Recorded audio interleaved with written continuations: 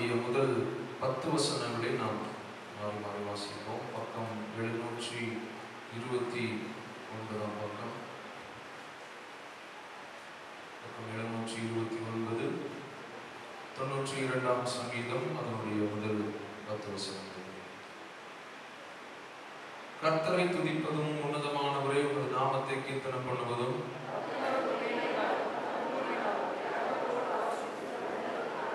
காலையிலே உமது கிருபையையும் இரவிலே உமது சத்தியத்தையும் அறிவிப்பதும் நலமாயிருக்கும்.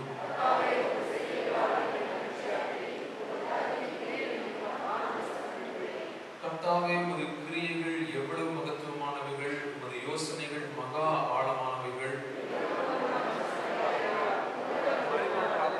துன்மார்க்கர் புல்லை போல தழைத்து அக்கிரமக்காரர் யாவரும் செழிக்கும் போது அது அவர்கள் என்றென்றைக்கும் அழிந்து போவதற்கே இதுவாகும்.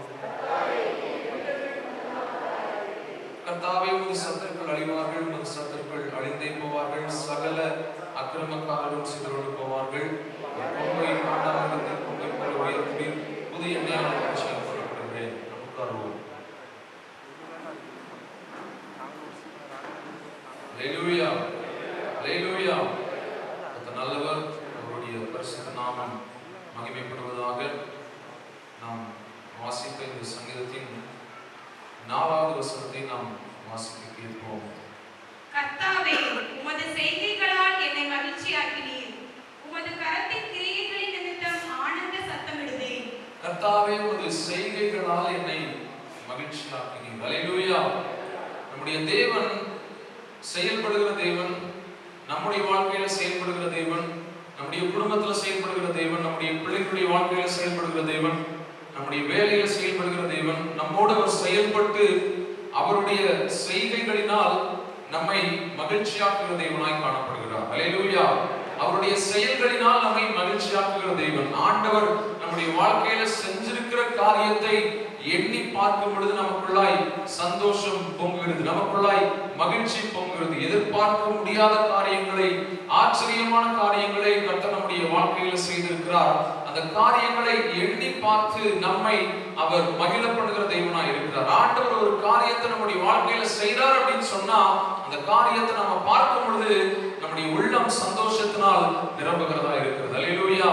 அந்த காரியம் நடக்கிறதுக்கு முன்னாலே எவ்வளவோ கவலையோட இருப்போம், எவ்வளவோ கண்ணீரோட இருப்போம், எவ்வளவோ வேதனையோட இருப்போம், வாழ்க்கையே முடிஞ்சு போன ஒரு நிலைமையில இருப்போம், வாழ்க்கையை வெறுத்து போய் உட்கார்ந்து இருப்போம், எல்லாமே இழந்து போன நிலைமையில காணப்படுவோம். அந்த இடத்துல ஆண்டவர் ஒரு காரியத்தை கொடுத்து நம்மை மகிழ பண்ணுகிற தேவனாய் காணப்படுகிறார். அல்லேலூயா.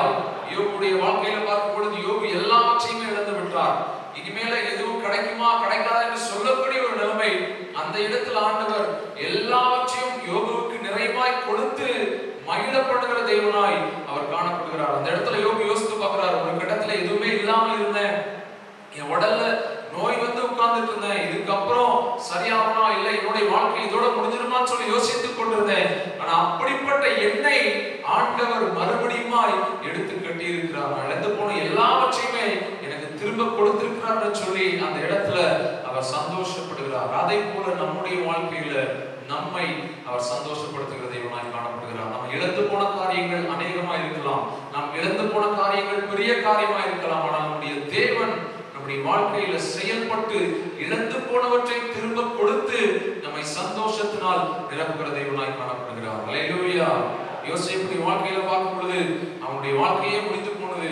ஆனா அதுக்கு அப்புறமா ஒரு உயர்வை, ஒரு புதிய துவக்கத்தை யோசேப்புடைய வாழ்க்கையில தேவன் கொடுக்கிற தேவனாய் இந்த இடத்துல வெளிப்பட்டார். அவனுடைய வாழ்க்கையை மறுபடியும் உயர்த்தினார், அந்த தேசத்துக்கு அதிபதியாக மாற்றினார். அதுக்கப்புறமா யோசேப்பு யோசித்து பார்க்கிறார், எத்தனை பிரச்சனை வந்தது, எத்தனை அவமானம் வந்தது, எத்தனை வேதனைகள் வந்தது, எத்தனை கவலை, எத்தனை கண்ணீர், எல்லாராலும் கைவிடப்பட்ட ஒரு நிலைமை, அவ்வளவுதான் முடிஞ்சு போனதுன்னு சொல்லி யோசித்துக் கொண்டிருந்த ஒரு நிலைமை.